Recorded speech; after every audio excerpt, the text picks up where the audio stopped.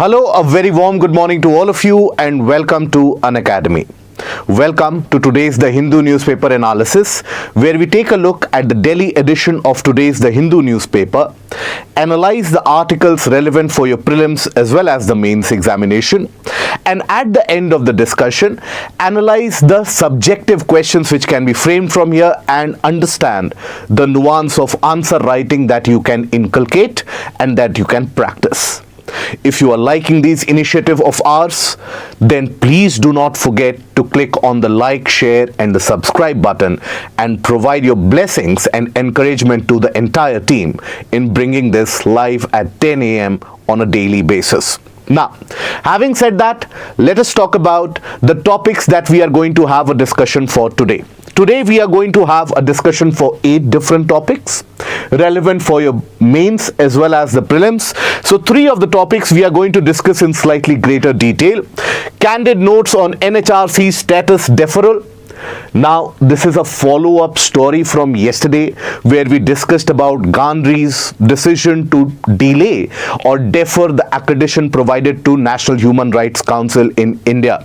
So, that is something which has appeared in the editorial section.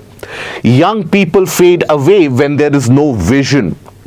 Now, this is something which is relevant for your essay paper. This talks about the issue of young children committing suicides at the altar of education because they are unable to succeed in some competitive exams here or there. So that is what this topic is, very relevant for the essay paper in the present context. Then the challenge of extra pulmonary TB. So what is the issue that India as a country is facing with such a large TB load? This is relevant for your GS paper 3. This one is relevant for your GS paper 2. So these are the articles that we are going to discuss in detail, and few of the articles we are going to discuss in terms of the prelims perspective. Chabahar pact faces sanctions. That is what US has warned. Now you also have had a rebuttal from the side of Shankar.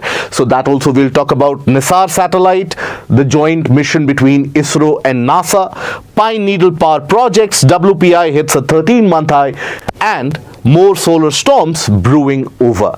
So in all of these topics, we are also going to take a look at the peripheral concepts. That, for example, in WPI, what is the difference between WPI, CPI? So there we are going to go into the depth. How is it that, for example, the solar storms which have generated the auroras, why do they get generated? So that is going to be the discussion. But before initiating the discussion, an announcement for today's initiative for your prelims. So at 6 p.m.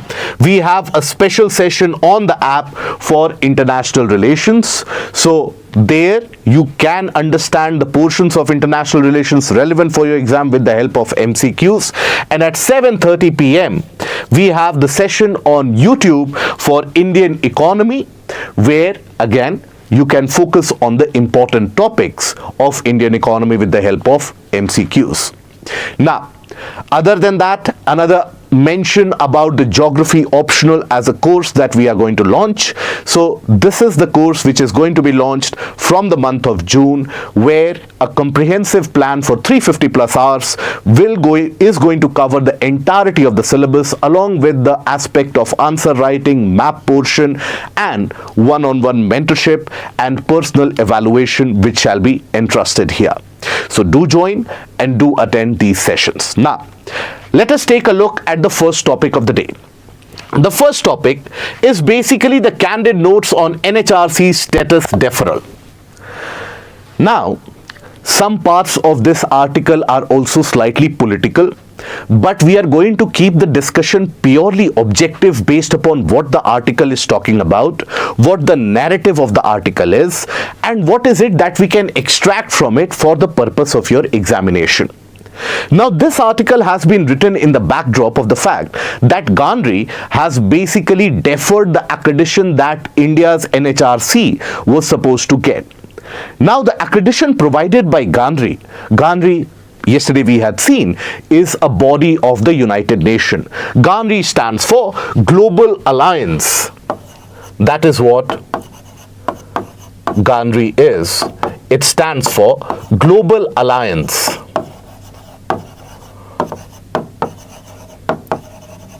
of National Human Rights Institutions.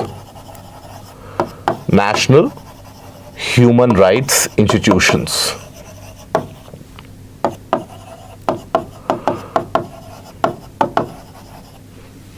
So that is what GANRI is. Now GANRI basically provides the accreditation to the various different human rights councils and corporations across the world, like a accreditation agency of sorts, but it is a member of UN. It was formed in 1993 with its secretariat in Switzerland. Now, the accreditation provided is of various grades, A rating, B rating, like that. Now this year, GANRI has not provided that accreditation, just like what it did in 2017 also.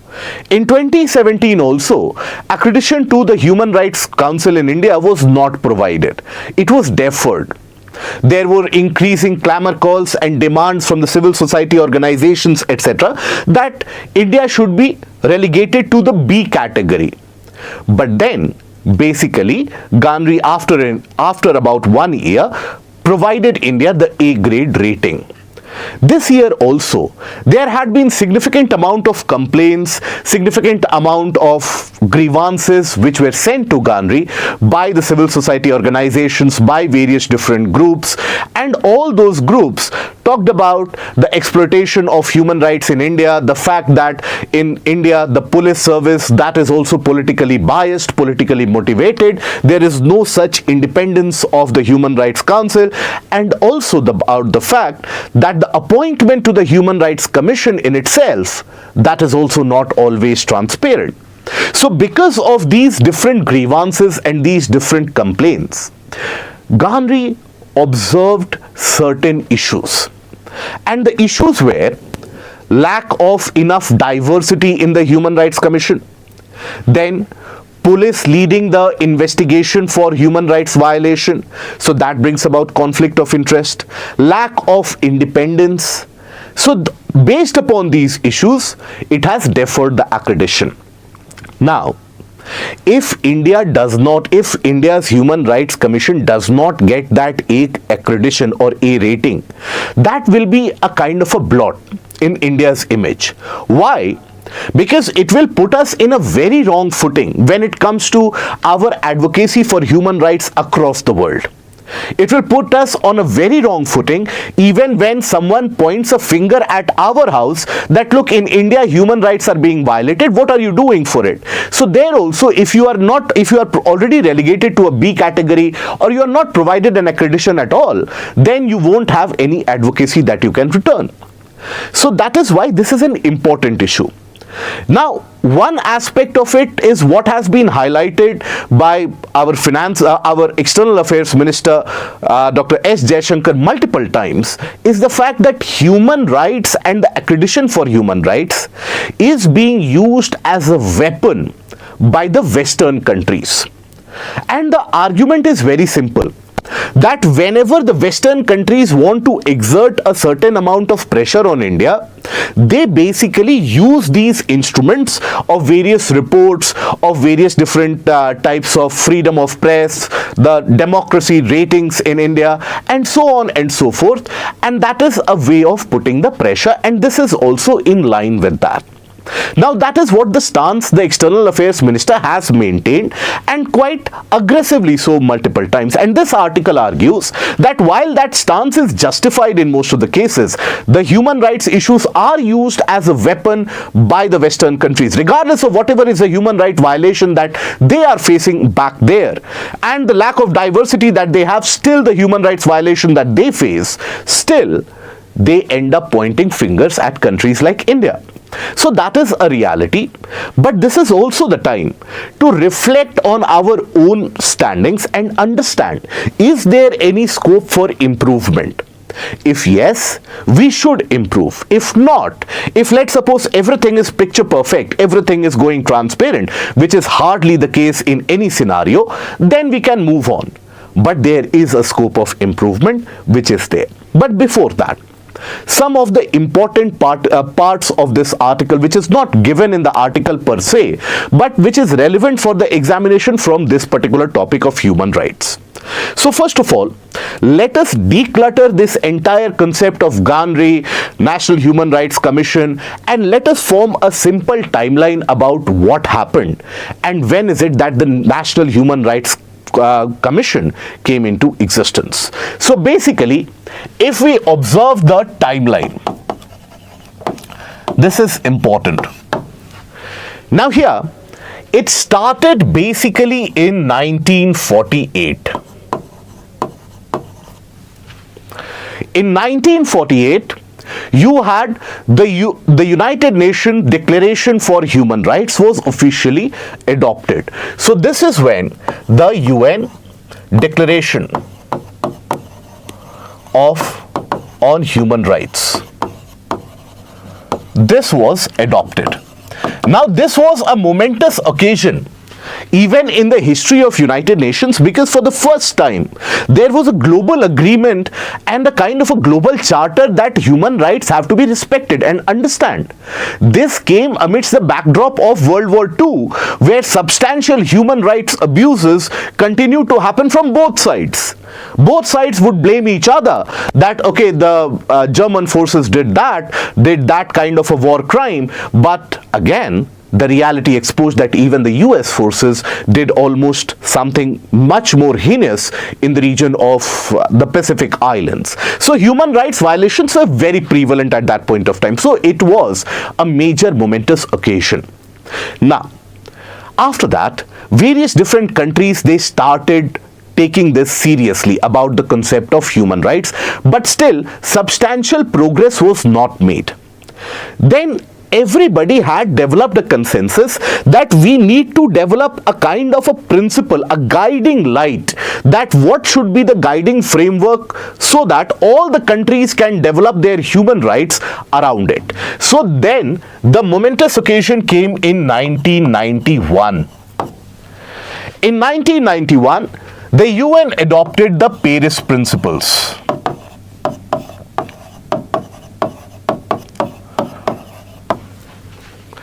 The Paris Principles, these basically are the guiding light, or think about it as a kind of a pathway which the country should follow in order to keep the human rights in perfect shape.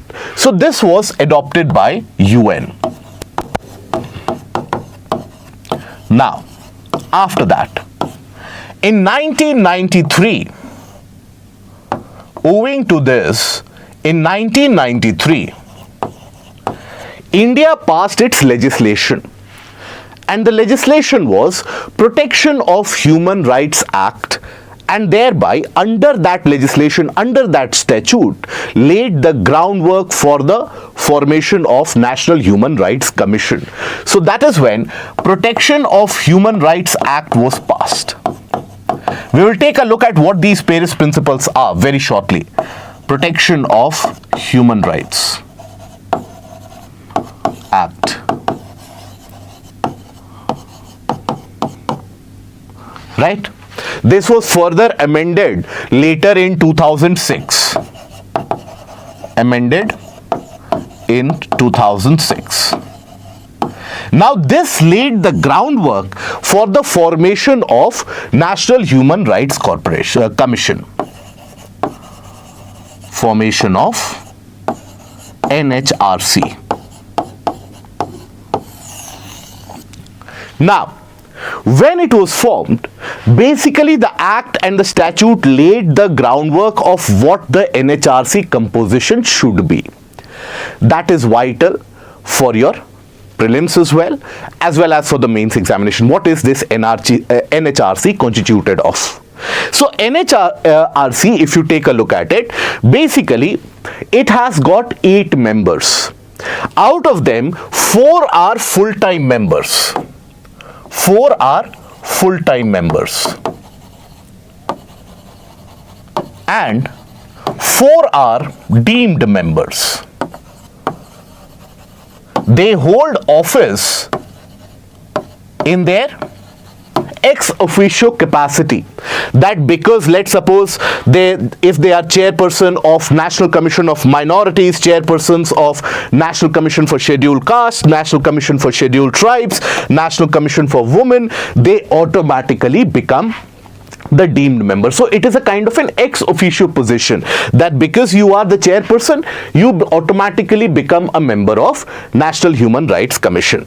Now here, overall, if you take a look at it, the chairperson has to be a former Chief Justice of the Supreme Court of India, right? And one member basically who can be a former judge of the Supreme Court, another member a former Chief Justice of the High Court, and two members who have practical knowledge in the field of human rights and who are eminent people serving in the area of human rights. That background they have. So this is the entire composition and constitution of NHRC. But here, aspersions are cast, doubts are raised in appointments and have been raised in appointments of the chairperson and the members from time to time. There are various allegations made about political interventions, and that is something which spirals out of control, leads into controversy, and that is when the complaints move into the international forum. So here, let us understand, if there are doubts and aspersions which are cast that this selection is not happening properly, so how is it that the chairperson of NHRC is basically appointed? So the appointment of this chairperson is done by a committee. A committee which is headed by the Prime Minister. So basically, you have the committee which is headed by the Prime Minister. So Prime Minister is the chairperson of the committee. And other than the Prime Minister, you will have 5 other people in that committee. Who are the people? So you will have people who will assist in appointment of the chairperson. So chairperson of the NHRC. So who are the people here? You have the Home Minister, Union Home Minister. Then after that, you have the Speaker of Lok Sabha,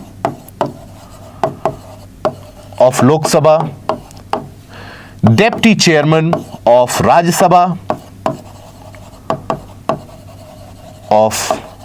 Sabha, Leader of Opposition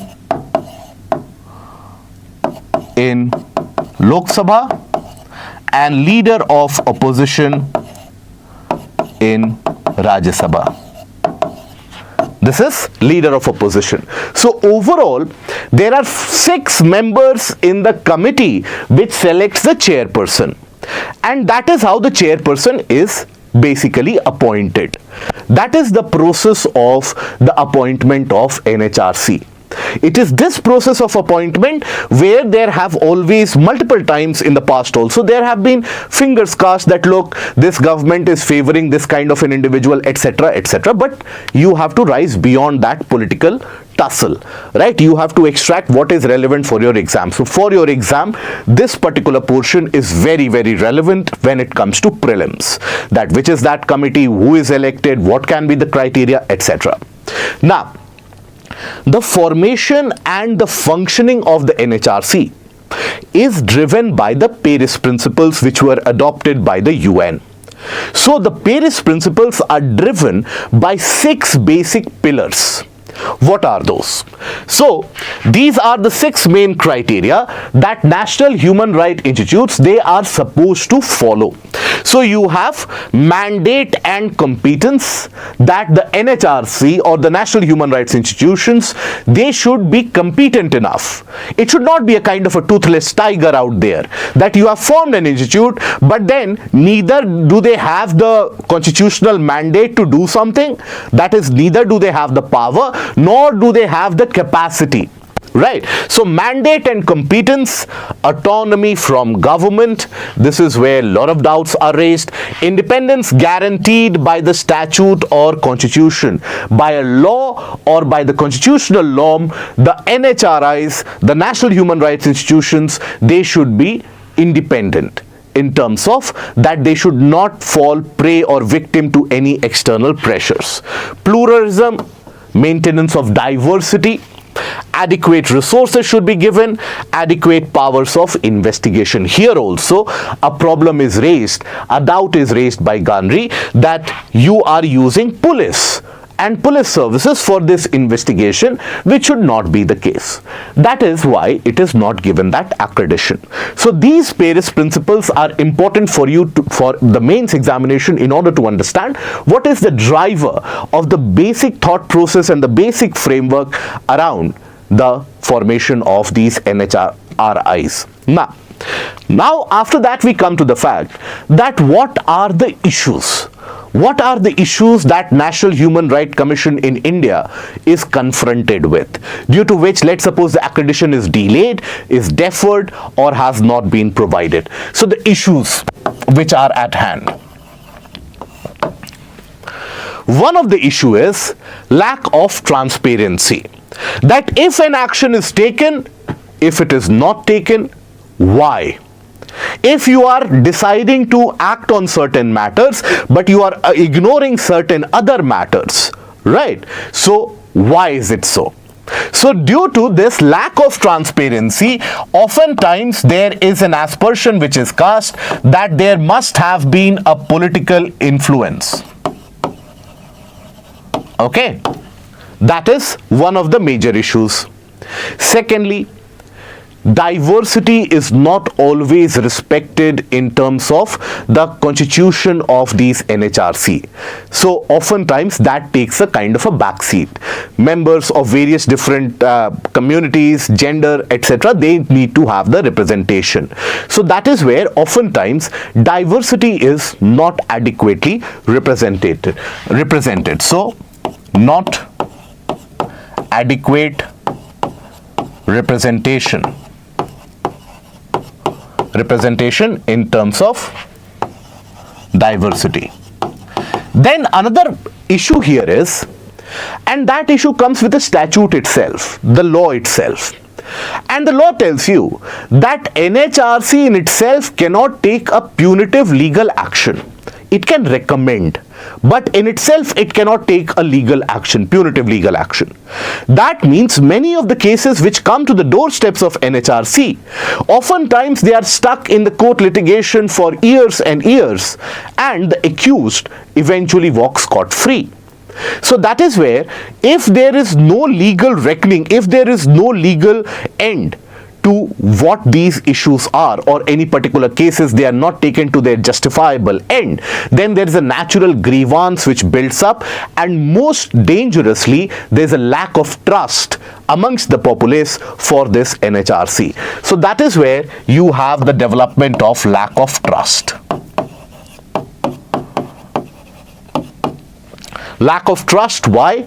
Because of no justifiable legal end measure. Okay? That is why this is a kind of an issue. Then the police, they are very partisan in many of the states. Police reforms have been suggested, recommended. You had various different committees, the Supreme Court guided committees, etc., for the police reforms, which have not taken place. From the Prakash Singh committee to so on, you did not have the police reforms actually penetrating up to the grassroots, due to which the police force in many of the states still remain highly politicized. And that is where the Supreme Court also has issued various judgments and various directives, stern warnings to the police that act independently. Now, once the police force is basically partisan, that is, they have a particular affiliation to the government in power, not that they adhere to an ideology. That is not the allegation made to the police force, that you have a particular ideology that you are following. No. It is simply that you are bowing down to the people in power. So that is where the independence of the police force is also required in order to ensure independent and transparent investigation. So, partisan behavior of police investigation. and that is because of lack of police reforms. Okay. This is due to lack of reforms. Now, here, these are the issues that, as I told you in the initial part itself, that we have to introspect. That is everything functioning smoothly? If yes, we move on. But if there are certain lacunae, we got to work on it. So these are the issues. What is the way forward?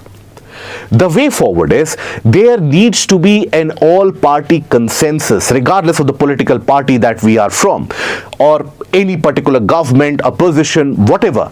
There needs to be an absolute political consensus that human rights need to be accorded the highest value. When we talk about thinking about India becoming a superpower, India becoming a Vishwaguru, that cannot be on the skeletons of violations of human right. That always has to be on the edifice of very strong foundational human rights value. So once you have a political agreement and a consensus which is arrived, then investigation should be carried out transparently. And that is when NHRC needs to be much more proactive. Proactively take a look at the various different cases also. The statute or the law which provides that power to NHRC, that also needs to be amended to ensure that NHRC's sweep or NHRC's entire span or the duration for which it can take a look into the cases, presently it is restricted only to the past year. It can take a look at the violations only for the past year. That needs to be expanded. Okay, so that needs to be expanded to a certain limit, and the police investigation to be carried out in these cases of violations, that needs to be done actively, and judicial end needs to be reached quickly. Justice needs to be provided as quickly as possible, because here it is much more true than ever before. Justice delayed is justice denied. So this is what we can do moving ahead. But other than that, we also have to keep in mind that these are some of the tactics which will continue to hamper India and which will be played against India as we march ahead, and that is a part of the global diplomacy, and we have to develop a thick skin. The worst thing that can happen as of now is, let's suppose India makes a very strong statement against Gandhi and against the entire establishment of UN. If that happens, that will be escalating the situation.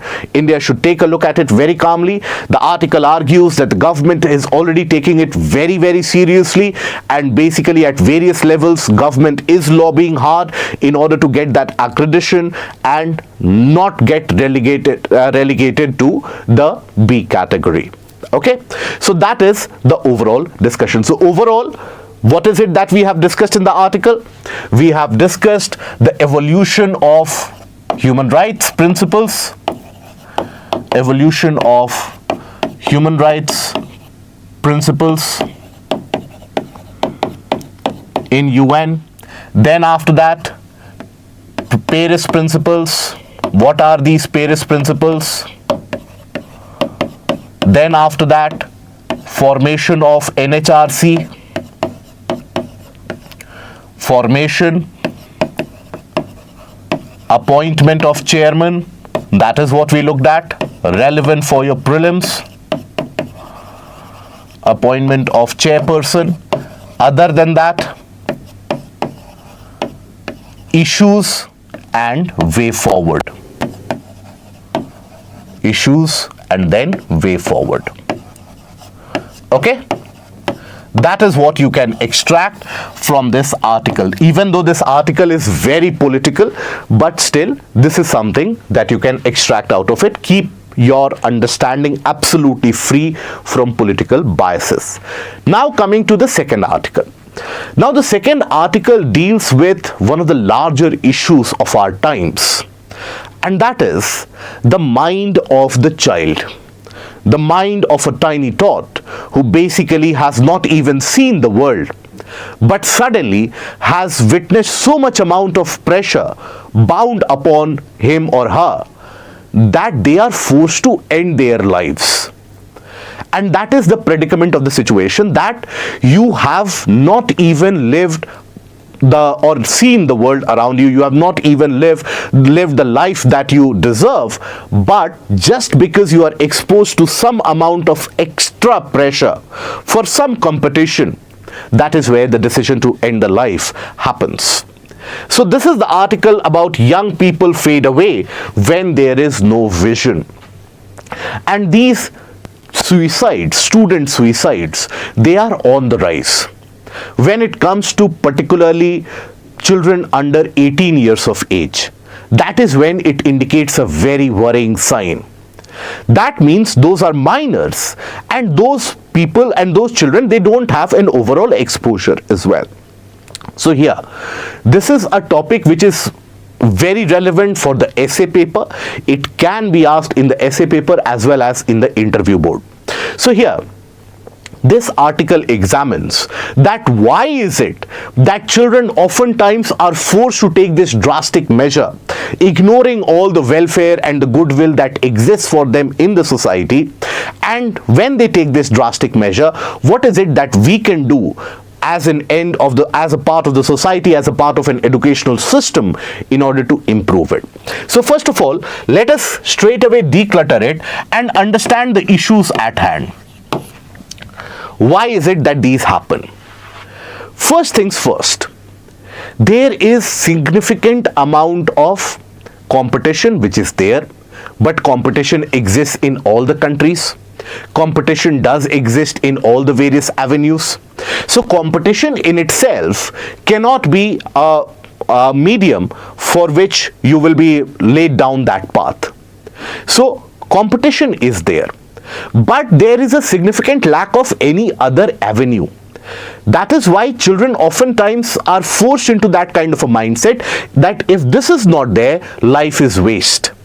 So that enlightenment with other avenues where you can excel in your life, where you can do particularly good in your life. So that is exploration of other avenues. Lack of idea about other avenues. So what needs to be done for this? So for this, the school system needs to change. The schools basically need to have, few of them have that, but almost all of them need to develop these career counselors right from the age of 8th standard, 9th standard or 10th standard, who can guide the students that look, if this is not possible, this is also possible, right? Something which the global educational system has been following for some time now. In our system, in our educational system, it is not prevalent. So that is what we have to ensure. Then secondly, you also have the case where the competitive examinations, for example, these competitive examinations, they are touted as a do or die situation, as the article argues, that for example, in many of the coaching institutions in Kota, for example, there are students below the age of class 10th who are admitted there, and they are made to follow a very stringent routine of waking up at 4:30 or 5 a.m. in the morning, studying for 10 hours, and at the end of it, that is where your day ends at 10 p.m. So the article argues very aptly so that like this, what you are generating is a machine. You are not generating an individual who is well versed with other co-curricular activities and a good personality. You are in fact curbing that personality. That is why it has been found out that many of the candidates, even if they are successful in these competitive examinations, you will find that when it comes to communication skill, when it comes to versatility in terms of co-curricular activities, that is where they lack significantly. And that is where you have to compete with the global workforce. And that is when you cannot say that, look, in class 12th, I did this much, I competed in this examination. So well-rounded personality, that is being curbed, right? So development of personality is not happening. So that is a major issue. So development of all-rounded personality. Now, many of the candidates, basically, even if they don't want to take a plunge into the area of, let's suppose, IIT, JEE or NEET, etc., due to lack of options, they have to take a look into that. And that is because in our educational system, we don't have the vocational training to be that proficient. Even though the new education policy talks about promoting vocational education, that needs to be done. Vocational means that, let's suppose, you start developing another skill set. Let's suppose you are not interested that what will I do with a IIT, etc. Many people are having that kind of a mindset. So let us, in the meanwhile, I want to earn money. Right, so you develop another skill set. You become a very significantly trained coder, for example. You learn machine learning, you learn AI, you learn data synthesis. These are the other vocations that you can learn. Right, so that is where vocational training has to be proficient. So there is a lack of vocational training. Vocational training. Now, another factor which has been cited here is the fact that when it comes to admissions to IITs, engineering institutions, medical institutions, candidates are simply chosen based upon the written test. Ideally, there should be an interview process also, because it is in the interview process where the nuances, they are brought to light, where the intricacies of the candidate's inner self, that can be brought to light. So that is another major issue. So lack of interview in the selection process. Interview in selection process. There are few of the other ones also.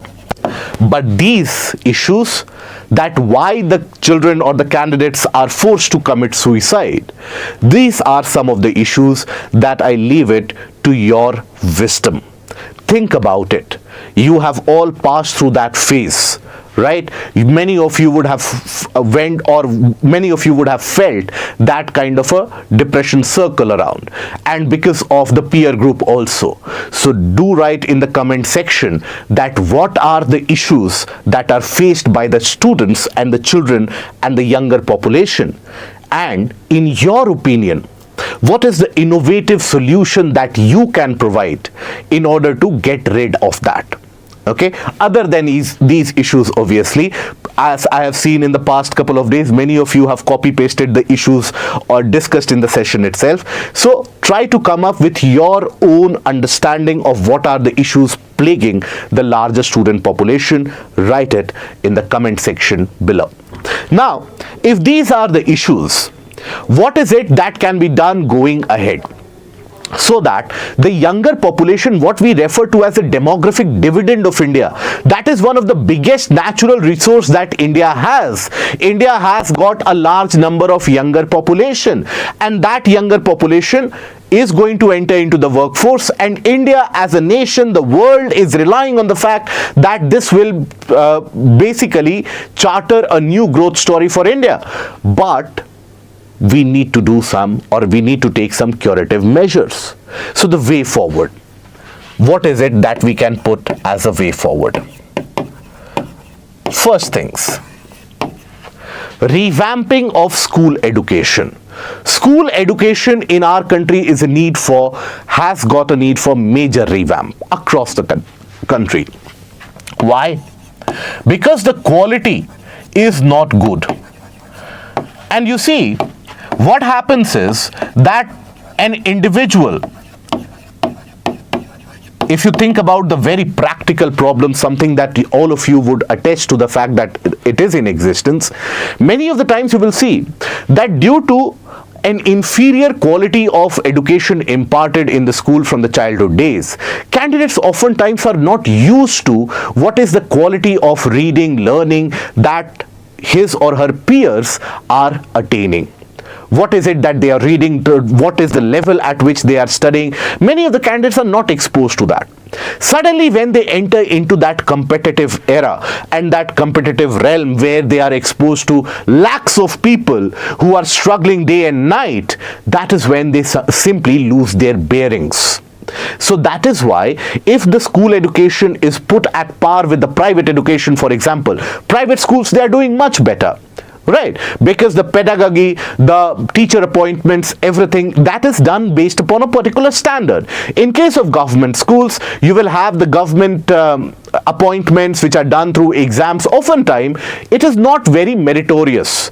So that is why the educational standard is getting poor and poor in the entirety of the country, regardless of whichever part of the country you are talking about. That gulf between the private and the government school education, that has to be minimized.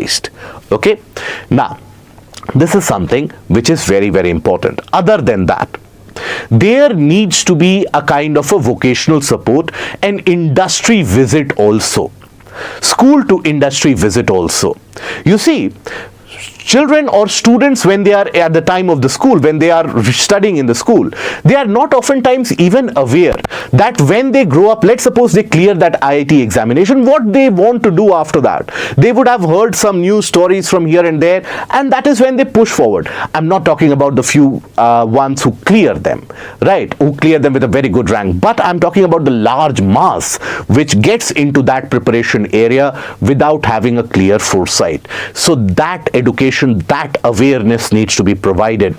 There needs to be a sensitization done for the parents and the guardians also, because oftentimes it is the pressure from the household which basically pushes the child into a kind of an obscure position, right, into a kind of an isolation.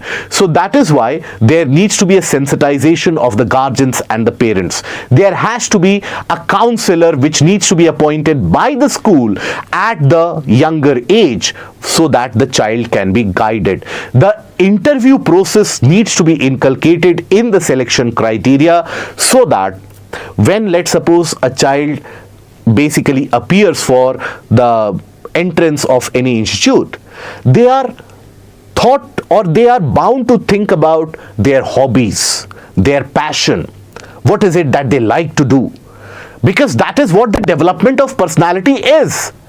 Development of your personality is not about how well you can read this particular book or how good you have muggified or ratified that particular area.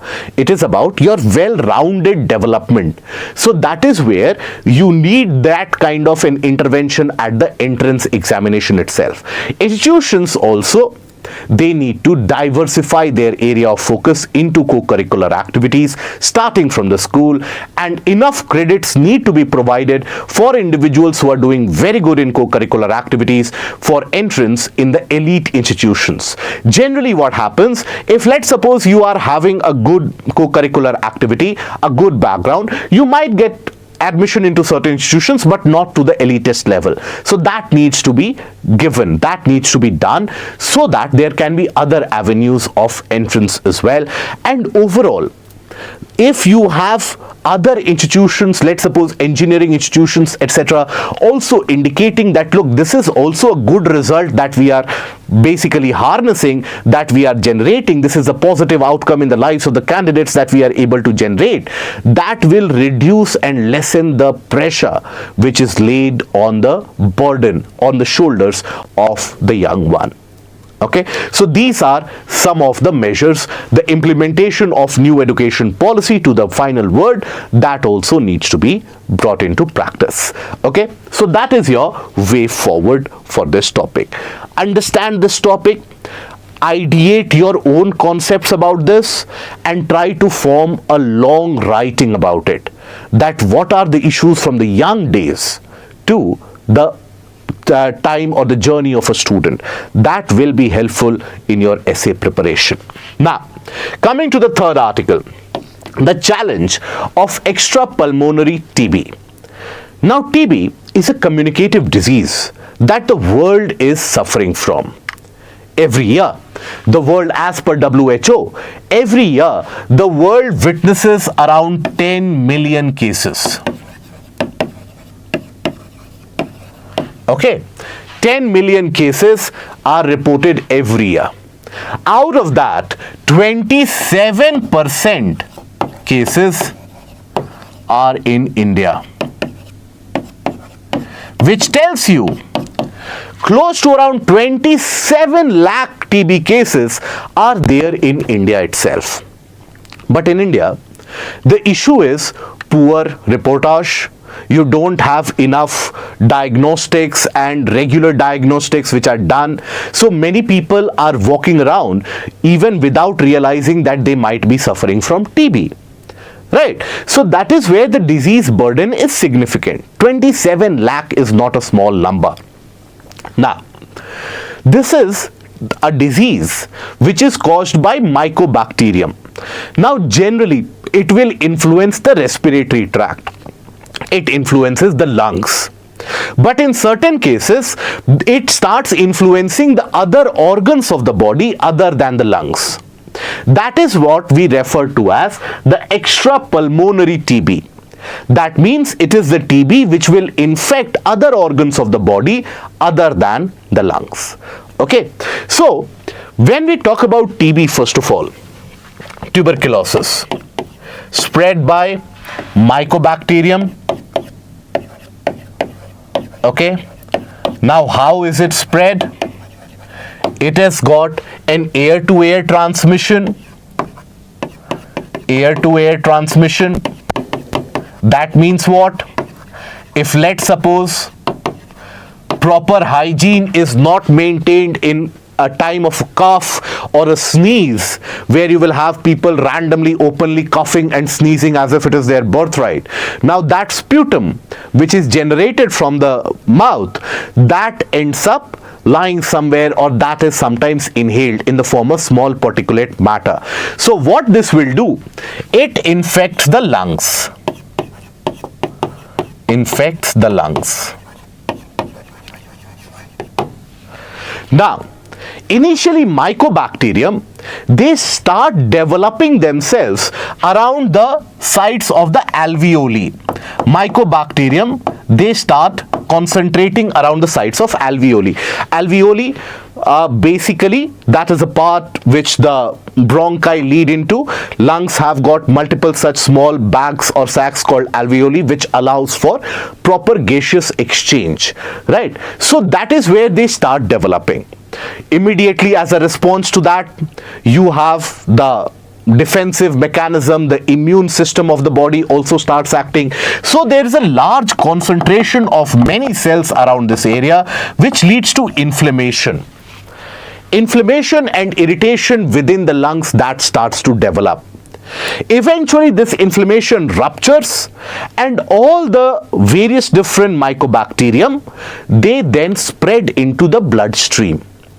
It is through this bloodstream that they can infect other organs also.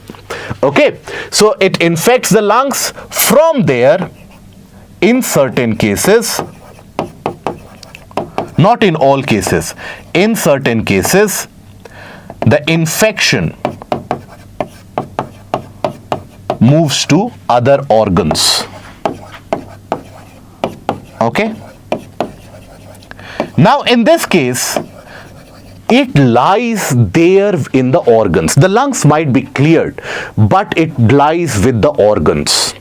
You see, the treatment of TB in itself is not a simple process. It takes around 6 to 8 months of medicines, of drug usage, and after that, in many of the cases, it is disease, it is a particular microbe which is very difficult to get rid of. Right? So when you are administered the dosage for TB and the TB treatment, there are a lot of side effects as well. So that is why many of the various different patients, they don't prefer this kind of a treatment. So they tend to leave the treatment midway. And that is one of the major spreaders of TB in India. Many of the patients, they are administered the treatment. But in India, what is the norm that we have? What is the general societal mindset that we have? One pill, one medicine should get rid of the disease. If it takes more than one pill, then the doctor is futile, the medicinal system is futile, the medicine is futile. So if you tell somebody that, you see, you have an infection, and that infection, the symptoms of it will disappear within 10 days if you take this medicine, but the entire disease will vanish in 6 to 8 months, provided you continue taking this medicine. What will be the reaction? Okay, give me the medicine for 15 days, then we will see. If needed, we will take that. So majority of the patients in India, when it comes to TB, they leave that entire diagnostic and treatment midway, due to which they become the new spreaders. Right? Now, this is the case with pulmonary TB. But when it comes to extrapulmonary TB, where it has moved to other organs, for example, the disease can move to the eyes. When it moves to the eyes, it can trigger a kind of an autoimmune reaction, where automatically the immune cells of the body will keep on attacking the eye. And that is when it can lead to permanent blindness.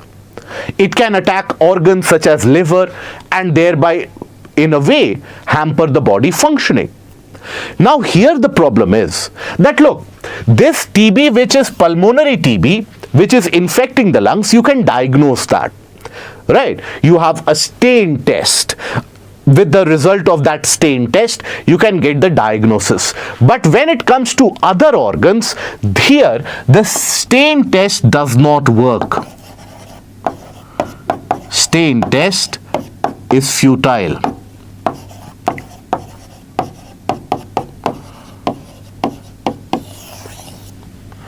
So that is a major issue. So when detection becomes tough, this can lie dormant in the body system for multiple years.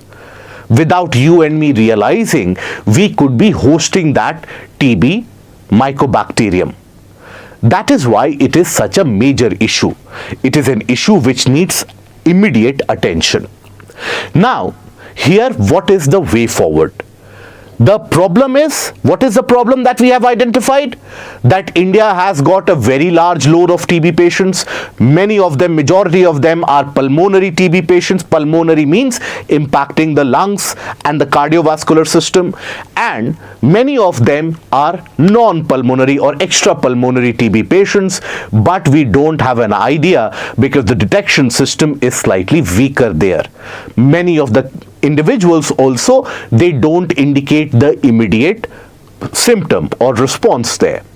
So this is also largely because even the medical practitioners, they are not aware about it. Okay, even when we talk about the doctors, the trained professionals, they are not aware that if an organ is infected by TB, what are the symptoms it will indicate. That is where they continue to hand out various different medicines and prescriptions without treating the root cause.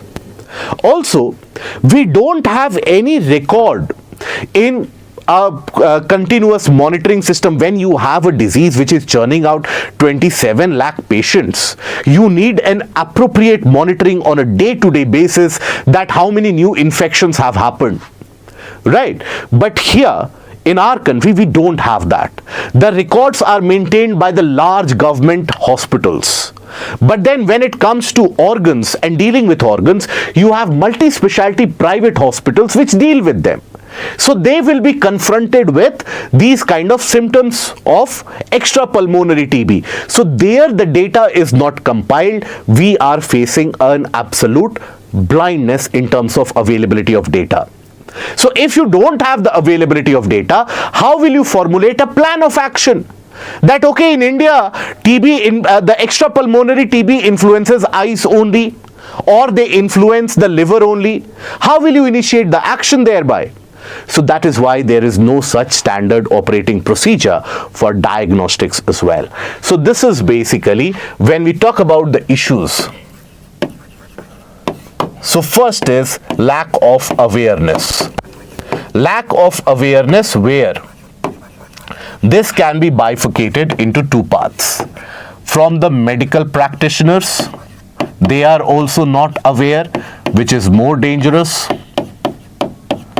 Practitioners, and secondly, the patients as well, because they are not aware what are the symptoms which can lead to TB. Then lack of records. Records by private hospitals. Then no continuous monitoring. Continuous monitoring. Then, other than that, lack of proper diagnostics, proper and widespread, because it needs to be carried out on a larger audience, on a larger population, okay, because we are not aware how many of them actually suffer from this particular disease. So lack of proper and widespread diagnostics, and also lack of no development of following of a standard operating procedure. Standard procedure. So because of this, every year we are adding to our own TB load. The TB burden in our country is increasing. And understand, TB basically acts as a debilitator. It basically reduces the capability of any individual human being to perform their daily actions. So you are dealing with reduced human productivity in the long run as well. So India's entire demographic capital, human capital, can go to waste. So that is why one needs to act very quickly, and as one of the leading innovators in the line of medical practice and medicinal drugs, we need to be working on developing new formulations, new diagnostics, and we can lead the way and show the way as a leader or true leader of the global south, even in this case, because TB impacts the global south in a disproportionate manner. Okay, so all these basically also give you an idea about what can be done as a way forward. Medical practitioners have to be made aware by conduction of more seminars. There needs to be an awareness raising campaigns about the symptoms of TB. Then there needs to be a record maintenance and development of a portal where every day any new case reported by TB by any particular state, that needs to pop up, and that needs to be properly and transparently monitored, that whether the drugs or the prescribed medicines are reaching the patients, yes or no.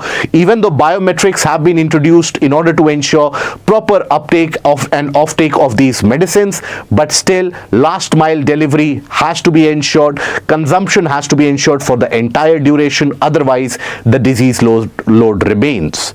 There needs to be a much greater screening for the TB patients, much greater screening at the very large, particularly in areas, metropolitan cities, etc., where the population density is high.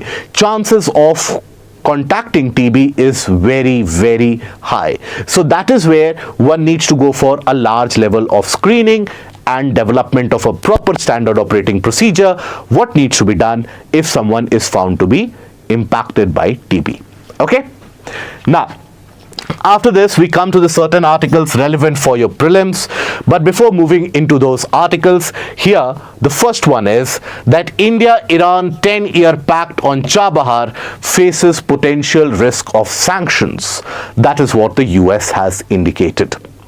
Now basically yesterday we had discussed that the Chabahar port, the Shahid Beheshti port, where India had been helping Iran to develop that deep water port in order to gain access to Central Asia, that port finally, as per the agreement between India Port Global Limited and Port and Maritime Operations of Iran, the deal was signed for a long-term agreement.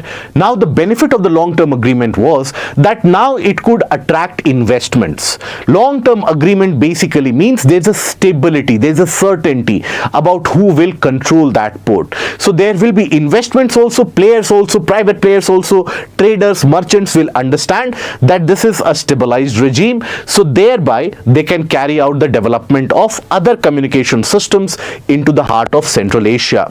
One of the proposed linkages is from Chabahar to Zahedan and furthermore into Afghanistan, into the region of Central Asia. Now, owing to this announcement of this deal, immediately the US spokesperson of the State Department issued a kind of a veiled warning, right, guarded message to India that look, Iran has been put under sanctions by the US and those sanctions are not about to be lifted anytime soon. So any particular country which is indulging in a deal, in a pact with Iran, they have to be wary of these sanctions as well. That is a warning that US issued. Now, US has not directly mentioned that India will be put under sanctions. US has not mentioned any direct action against, let's suppose, the Indian organizations, etc. But then, this was followed by a response by our External Affairs Minister, Dr. S. Shankar, where he said that historically, US has always been in favor of the development of the Chabahar port. Understand that Chabahar port and its development, it lies basically very close to the Gwadar port, which is being developed in the Sistan Balochistan area of Pakistan, and that is a part of the Belt and Road Initiative of China, the China-Pakistan Economic Corridor. India not being a part of Belt and Road Initiative, India not being a part of this CPEC, basically wants an access to Central Asia without Chinese influence. And that is what the Western world, including US, they also have expressed their opinion and support to Chabahar port earlier also, that it will provide access to all the countries to Central Asia and it should be developed as an alternative. So India, as per Minister Shankar, has to convince the US about the utility of Chabahar port, about how a long time effort has gone into the development of this and how it can mean the prosperity of the landlocked countries of Central Asia. Okay, so that is what this article is about. Now, NISAR satellite can monitor tectonic movements accurately. Now here, NISAR satellite, basically it is a joint mission by NASA and ISRO. NISAR stands for NASA ISRO Synthetic Aperture Radar Satellite. Okay, Synthetic Aperture Radar Satellite, where you have various different bands and S band, L band, etc. One is being developed by India, one is being developed by US.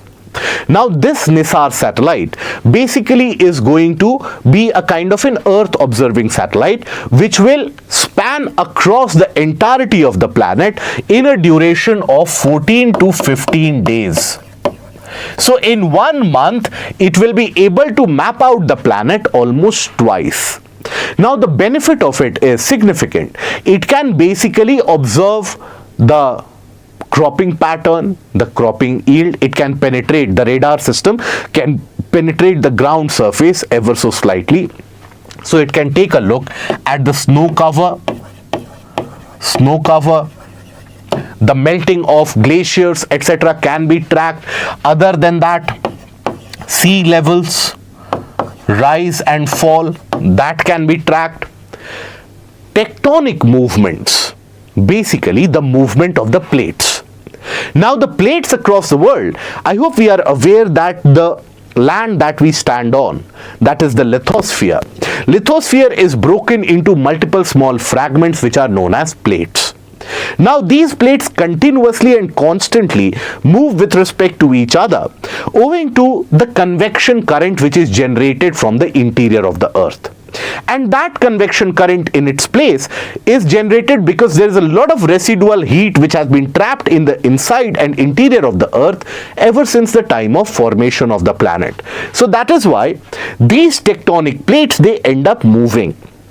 You see, yesterday we had discussed the eruption of volcano in the eastern portion of Indonesia. You have multiple such volcanic eruptions, multiple such earthquakes. You had the Taiwan earthquake recently, which almost triggered a tsunami, created or caused multiple casualties. Similarly, you have had very devastating earthquakes due to the tectonic plate movement. Now, if the tectonic plate movement can be tracked to the last centimeter, that means the deformation which develops in the rocks, the pressure which develops in the rocks, which leads them to breakage and seismic events like earthquakes, that can also be preempted. So this can serve as a kind of an early warning system also in this particular area. So other than this, you can have the tectonic movements.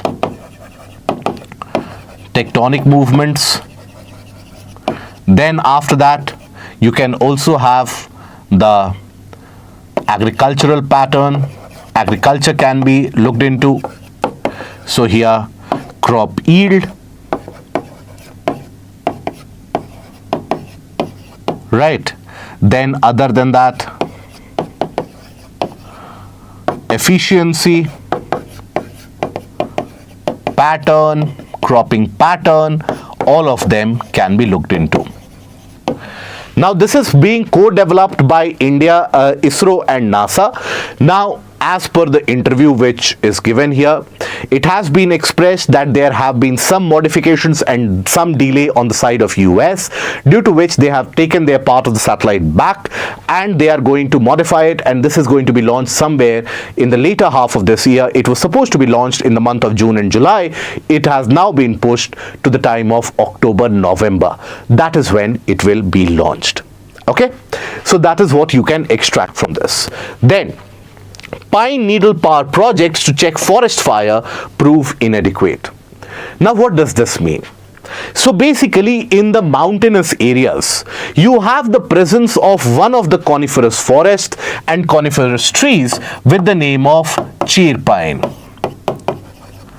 Something that you find across the slopes of the Himalayas. Now they are coniferous and they have the needle-shaped leaf. The reason why they are coniferous and why they have a conical shape, generally you will find that all the trees here, they have a kind of a conical shape. Why is it so? This conical shape of the trees means the center of mass of the tree lies at the lower portion, which provides them stability against strong winds and also against heavy snowfall. So if heavy snowfall will occur, that tree will not get uprooted, as compared to, let's suppose, a normal tree which has got its canopy like this. This will, when there is a very strong wind, which is the case in the mountains, that tree can get uprooted. If there's a lot of snowfall, there will be so much weight on top, it can collapse. That is why trees in the mountainous areas like cheer pine, they will observe a conical shape and also they will have a needle shaped leaf, so that when there is excess snow which gets deposited, that snow will fall off. Imagine if it would have a normal leaf like your mango tree or like a jackfruit tree that you see in your vicinity, then in the mountains when there is snow, all that snow would have accumulated on the leaves. The leaves would never have been able to withstand that load, simply could have been snapped and would have fallen to the ground. That is why these kind of trees go for this kind of a modification. Now, the cheer pines, from their needle-shaped leaves, basically at the joints they secrete some resins. Okay, they secrete some amount of resins. Now these resins can be used for manufacturing of biofuel. But at the same time, you have to understand that these resins are highly inflammable. That is why when it comes to forest fires, many of the times these dried up resins, etc., they act as fuel to the fire. That is why even the forest rangers, before the dry season, they ensure that all these fallen and dried up resins and the fallen leaves of the cheer pine, they are collected. Now, agricultural residues and dried up leaves of the cheer pine, they form a majority of the biomass which can trigger the fire. Now, Uttarakhand, Sikkim, etc., they have been experiencing forest fires quite frequently during the dry season. Now, Sikkim has basically initiated the movement of manufacturing biofuel from cheer pine. Uttarakhand, what it planned was a development of power projects from this pine needle leaf. Okay, this was being done by Uttarakhand Renewable Energy Development Agency, or UREDA, and the concept was that we will use these pine leaves in order to manufacture energy and thereby generate electricity. Now the article argues that the collection of these leaves are not sufficient enough to generate enough electricity. That is where it is basically lacking. Okay, enough electricity is not being generated there and the technology is not mature enough. So we need better collection, but this is a source of energy generation. If it is explored, it can not only provide self-sufficiency in the hilly areas, but at the same time get rid of the disaster like forest fires, which when occurring in the Himalayas can be a disaster for snow melt, for glaciers, etc. Okay? Now coming to the next article. WPI hits a 13-month high in April. Basically, WPI in March was 0.53% and this has increased to 1.26% in April. WPI basically means Wholesale Price Inflation Index. Now, this wholesale price index gives you an idea about what is the price of a commodity at the supply mode, at the node of the supplies. And then you have consumer price index, which gives you an idea about the price rise or the inflation at the hands of consumer. That is you and me when we go to the market and when we buy the goods. What is the price at that point of time? Now, WPI is released by whom? Wholesale Price Index, it is released by Ministry of Commerce and Industry and from the Office of the Economic Advisor. Whereas CPI is released by the National Statistics Office, NSO. So here one needs to understand the difference between WPI and CPI for the relevance in your prelims. Okay. Now, by the way, why the WPI has escalated? We have had discussion about it yesterday also. It is because of volatility indicated by the food prices. The food prices have been going up, particularly due to the unseasonal rainfall and thunderstorms which have happened in many parts of the country. The standing crops have been destroyed. And that is why prices of potatoes, tomatoes, onions, they have skyrocketed. And that is why the overall inflation is being experienced. Okay, so here the basic difference between WPI and CPI. Here, first of all, WPI's basket consists of more goods. Around 660 goods are present in the WPI basket. Whereas CPI has got less number of goods. Observe in WPI, when it comes to fuel and power, around 15% weightage is given, primary articles around 20%, and manufactured products are given a weightage of 65%. When it comes to CPI, that is the consumer price, food and beverages are given the maximum weightage eventually. Now this is released by whom? This is released by Office of the Economic Advisor. Office of Economic Advisor, Ministry of Commerce and Industry. And this is released by NSO. Okay? That is something you can derive other than the weightage which is present. Now, then coming to the last article of the day, that is more solar storms brewing after last week's auroras as sun wakes up. So, recently we had a very powerful solar storm which hit the planet Earth. And it generated auroras or the northern lights as you see it in even lower latitudes. Even in Ladakh, for example, these auroras could be witnessed. Even in US, these auroras could be witnessed. Generally, the auroras are witnessed only around the region of the poles. But what are these auroras and why are they witnessed?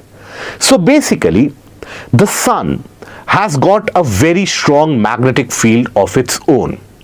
Now, every 10 to 11 years, excuse me, every 11 years, the sun enters into a cycle where the magnetic field of the sun flips. And that is what is referred to as the solar cycle. Solar cycle. It is an 11-year cycle. Okay, that involves flipping of the magnetic field of the sun. Now, when that happens, what is the result? across the surface of the sun, there are certain magnetic anomalies which build up, where the magnetic field lines of action, they become spontaneous and then discontinuous also. So those magnetic anomalies are what are known as sunspots. So during this solar cycle, sunspots, they become very, very active. Now what happens if you can imagine the sun? Let's suppose you imagine the sun here. Now in this particular portion, there is a magnetic anomaly. Right? Now this is a sunspot. Here also, let's suppose this is a magnetic anomaly. Now mind you, each of these sunspots, they are much larger than the size of the entire planet Earth also. Each of this sunspot can have a size around 10 times, 20 times the size of planet Earth. Now oftentimes a magnetic field for a temporary duration is established here within itself also. Right? It is established. Now, whenever there is a magnetic anomaly, this line, which is followed by the charged particles, that becomes discontinuous, and charged particles are suddenly released. Charged particles with a lot of energy, they are released into the solar system. They travel at a speed of hundreds and thousands of kilometers per hour, and those are known as CMEs, or coronal mass ejection. CME refers to coronal mass ejection. Mass ejection. These are your sunspots. Sunspots eventually generate these CMEs. Now these CMEs, these coronal mass ejections, they consist of charged particles. Now these charged particles, they are trapped by the magnetosphere of planet Earth. Planet Earth also has got its magnetic field. So thereby, these charged particles, they are trapped by the magnetosphere of the planet. So observe, all these, this is the CME or the eruption, it travels. Now eventually, it is able to penetrate into the area where you have the magnetic field lines having maximum density. So it is in this region, in this entire area, where the charged particles, they interact. Interact with what? They are able to interact with oxygen and nitrogen. And when they interact with oxygen and nitrogen in upper atmosphere, that is when they generate such beautiful hues of coloration. Basically, you have the fact that these charged particles, they bombard, let's suppose, the oxygen molecule or the oxygen atom. Now, when the charged particles hits it, it will energize it. Oxygen will get energized, an electron might escape. When the electron then rejoins the original atom, that is when energy is released in the form of light.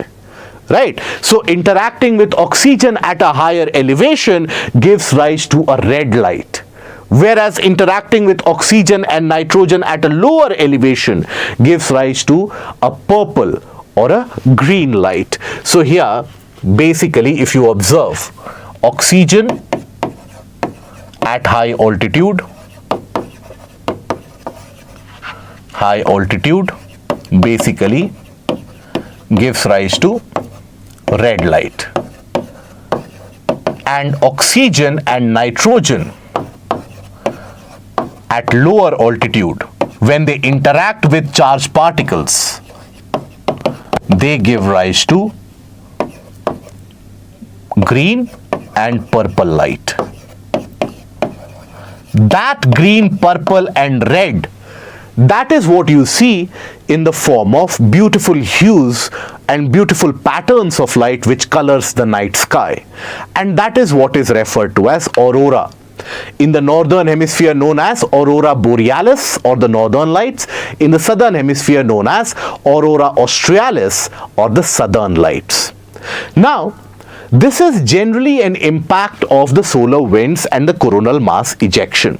Now this time, that is a few days back, the energy and the sunstorm was so very powerful that some of the charged particles could penetrate through the magnetosphere otherwise also.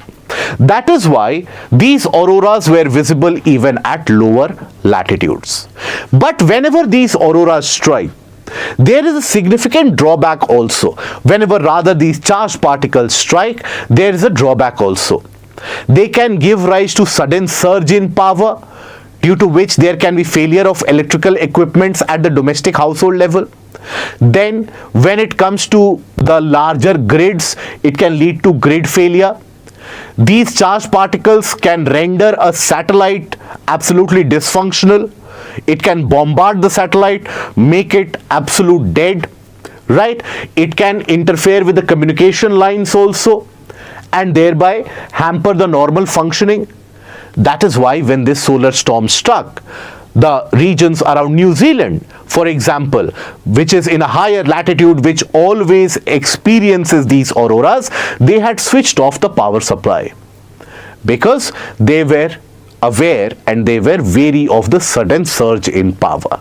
So that is what these auroras are, generated. Why? Because of the solar storm. Why does the solar storm get generated? Because of the 11-year cycle, that is the solar cycle. What happens in this 11-year cycle? There is a magnetic field which flips, due to which many areas of magnetic anomalies called sunspots get generated. These sunspots have the magnetic field lines of the charged particles, which when gets discontinuous is pushed into the solar system in the form of coronal mass ejection. This coronal mass ejection of charged particles basically interacts with our atmosphere at a higher altitude and thereby produces red, green and purple hues of coloration. That is what is referred to as aurora. But other than that, there are also significant disadvantage of the solar storm that one needs to be wary of. That is where the Aditya L1 mission sent by India, it is still undergoing reconfiguration.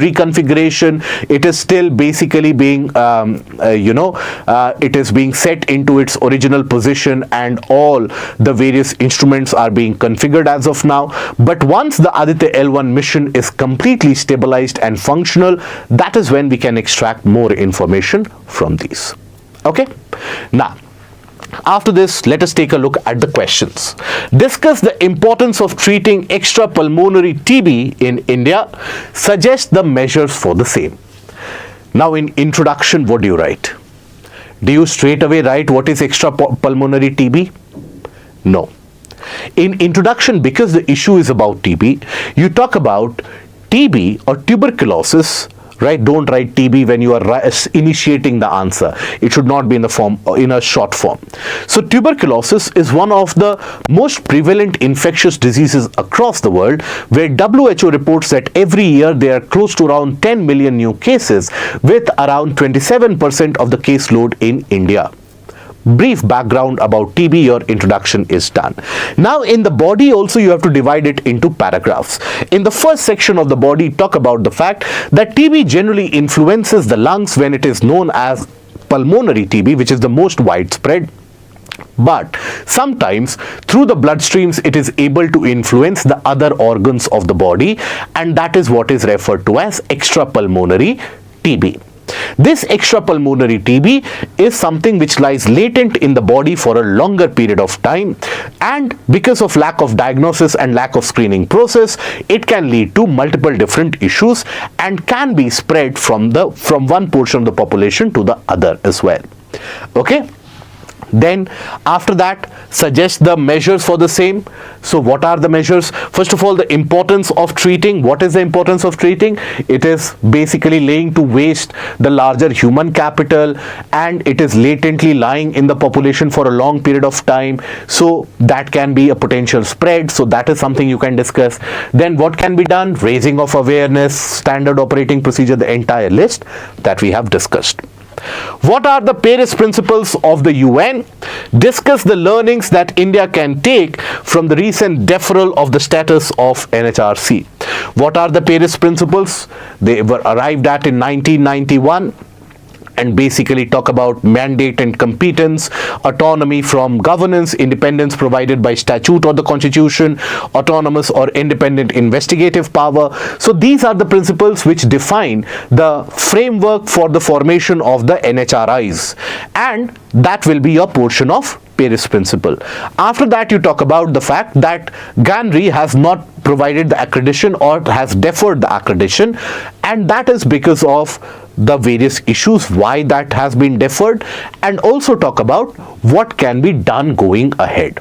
Okay, so this is how you can write the answer. But other than this, I would also suggest you that please do think about the status of mental health of children in India. What do you think is the reason why children are basically suffering that kind of a mental torture or trauma, and in your opinion, what can be done in order to curb that student or child suicide in India? Write those suggestions, put it up in the comment section below. So that will be all from my side. I hope that you have liked the session. Till we meet again, take care of yourself.